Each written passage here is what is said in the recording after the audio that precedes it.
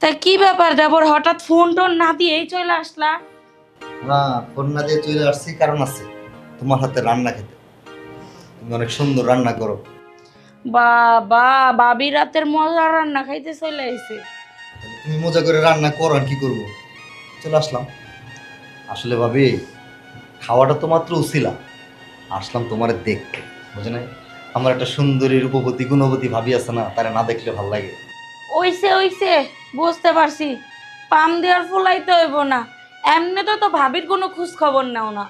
ওই যে পাম দিয়া ফুলামো, তুমি এমনিই তো ফুলা রয়েছো, তোমার আর পাম দিয়া ফুলান লাগে? ভাবি এত কথা না, ভাইজান কই? তোমার ভাইজান তো অফিসে গেছে। এখনো আসে নাই?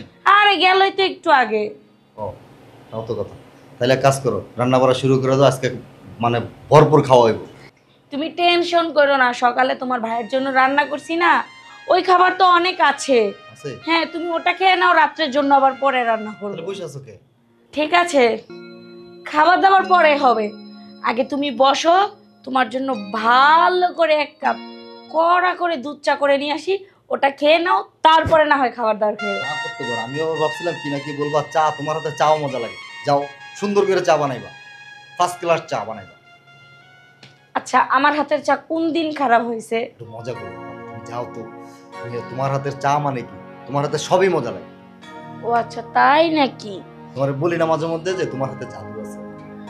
হ্যাঁ, সেটা তো বুঝতেই পারি।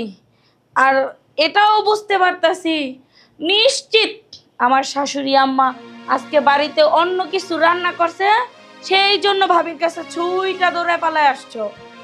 বুঝতে পারছি আমি। না, চালাক আছে। আচ্ছা ঠিক আছে, যাও চা বানাই নিয়ে আসো। ঠিক আছে, তুমি বসো, আমি চা বানাই নিয়ে আসছি। আজকে ভাবির হাতের চা খাবো রে, মজা করে চা খাবো রে। চাই, দেবরটা কতদিন পরে আসছে। দেখি তো ভাবি কি করে। ভাবি, চাই, দেবরটা কতদিন পরে আসছে। ভালো করে যদি একটু চা না বানাই দেই তাহলে কি আর হয়? আর আমার দেবরটা বাসা থেকে চলে আসছে আমার হাতের রান্না খাওয়ার জন্য। আগে চাটা করে দিয়ে আসি, তারপরে। আমি কিচ্ছু দেখি নাই। এই যে দেবর, তোমার চা। Thank you.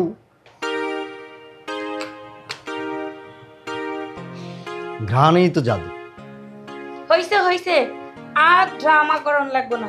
আহ, চাটা খেয়ে নাও। শান্তি। এমন চা মনে হয় 5 স্টার হোটেলেও পাওয়া যাবে না। আহ, ভাবি, তোমার হাতের দুধ চা যে এত মজা, মানে মুখ ফিরানো যায় না।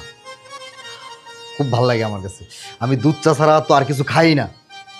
তোমার ভাইয়েরও দুধ চা অনেক পছন্দের। কত করে বলি যে রং চা খাও, রং চা খাও। রং চা স্বাস্থ্যের জন্য উপকার, দুধ চাই তো ক্ষতি। কিন্তু তোমার ভাইয়ের একটাই কথা, দুধ ছাড়া নাকি তার চলেই না, সেই জন্য সে দুধ চা খাবেই খাবে।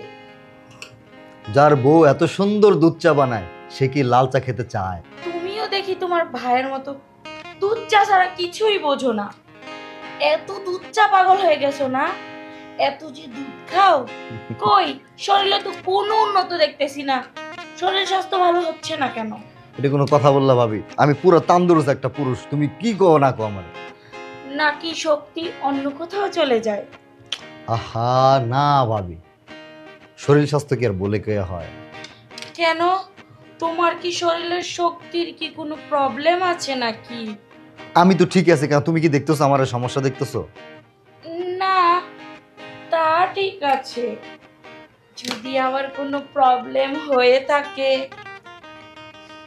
ভাবি আমার কোনো প্রবলেম নাই, আমি প্রপার ঠিক আছি।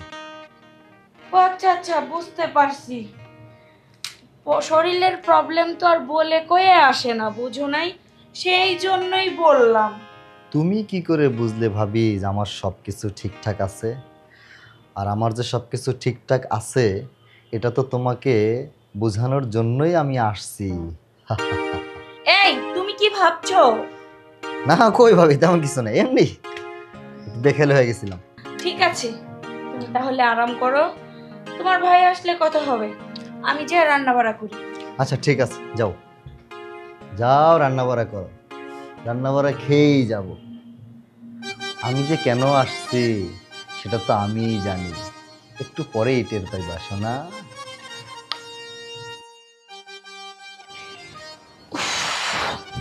গরমে ভাল লাগতাছে না, তার মধ্যে এসে দেবর, দেবরের জন্য তো এখন আমার রান্না করতেই হবে। অতিষ্ঠ হয়ে গেলাম আমি। সংসারে কাজ করতে করতে আমার জীবনটা শেষ হয়ে যেতেছে, তারপরও নাম পাই না। এই সংসারে যত খাটমু ততই খাটাইব। গরু তো গরুর মতো খাটাইতেই থাকে। আরে কারে গরু করতেছ? শোনো, ধরো অবস্থা ব্যাগটা থোক। এই তোমার আসতে আসতে এত লেট হলো কিসের জন্য? লেট হয়েছে কি জন্য তুমি বোঝো না? অফিসটা একটু ছুটি দিছে দেরি করে, আর রাস্তায় যে জামের জন্য আমি মানে পাও দিতে পারি না। আচ্ছা, এই বাইরে একজন নতুন জুতো দেখলাম। বাইরে একজোড়া নতুন জুতা দেখছো? নতুন নাগর জুটাইছি তো, ওই নাগর আসছে। কেন তুমি রেগে গেলে? রাইগা যামু না কি করমু? রাগার কথা কিসের জন্য কও? এক জোড়া জুতা থাকতেই পারে, একটা মানুষ আইতেই পারে। তোমারই ছোট ভাই আসছে আদরে। ও তাই বলো? তাই ভাঙ্গে বললেও হয়ে যায়। নাগর আসছে এই সমস্ত কথা করতে গেলে নাগরের চেয়ে তো কোনো অংশে কম দেখতাছি না। ভালো ভালো। আচ্ছা তাহলে এখন ফ্রেশ হয়ে আসি, খাবার টাবার দেবো না? আমি রান্নাই করি নাই। কেন? কেন আবার? তুমি অফিসে যাওয়ার পর পরই তোমার ছোট ভাই আসছে, আর তুমি তো জানো যে আমি সারাদিনের রাত্রের রান্না একবারে করে রাখি।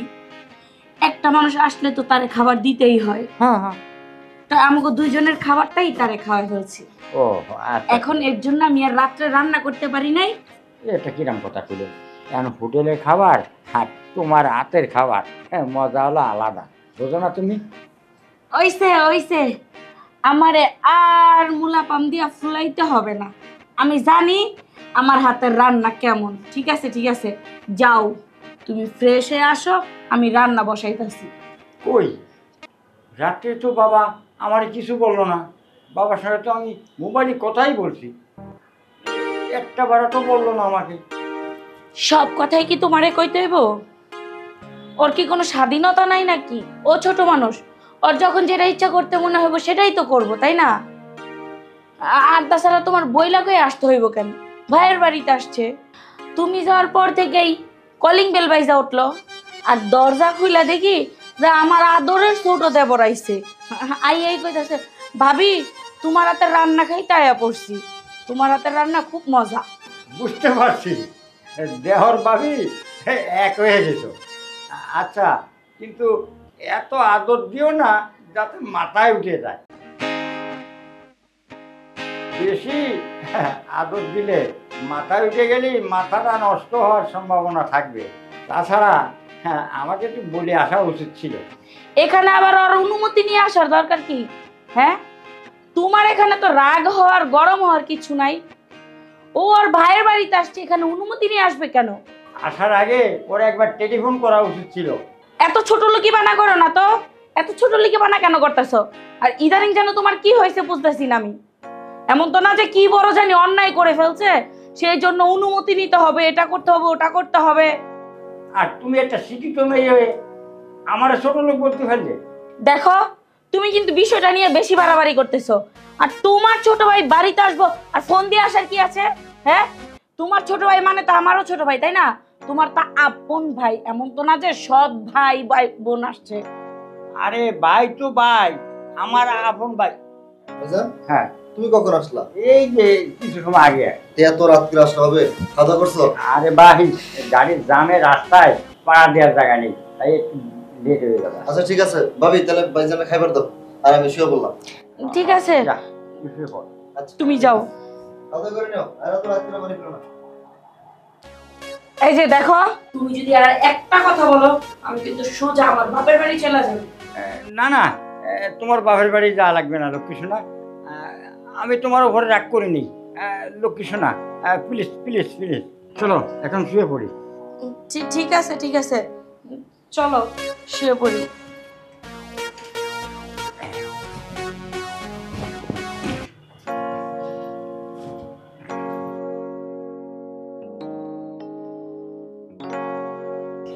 আমার আর কত জ্বালাইবা কও তো?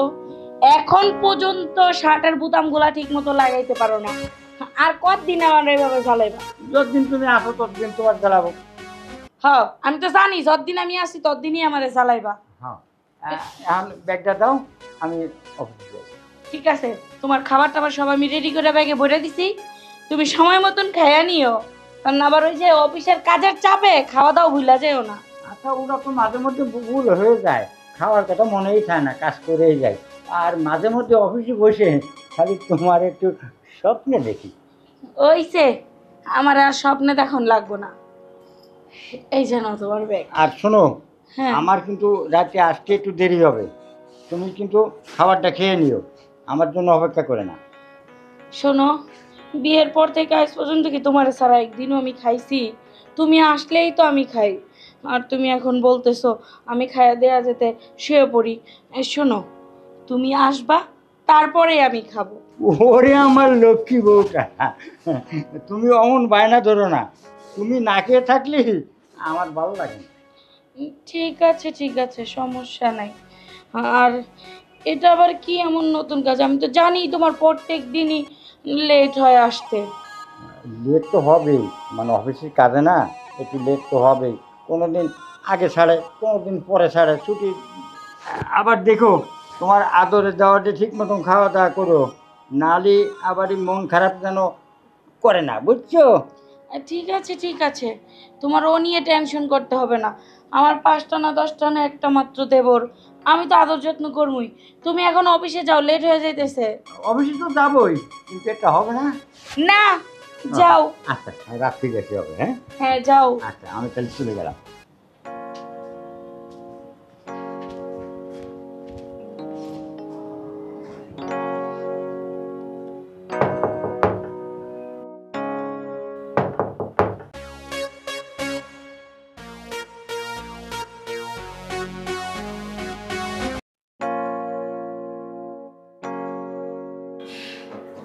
ও ভাবি, আসছো? তোমার সাথে আমার খুব দরকারি কথা আছে। ভালো হয়েছে, শোনো। এমন করতেছো কেন? না না, কিছু না।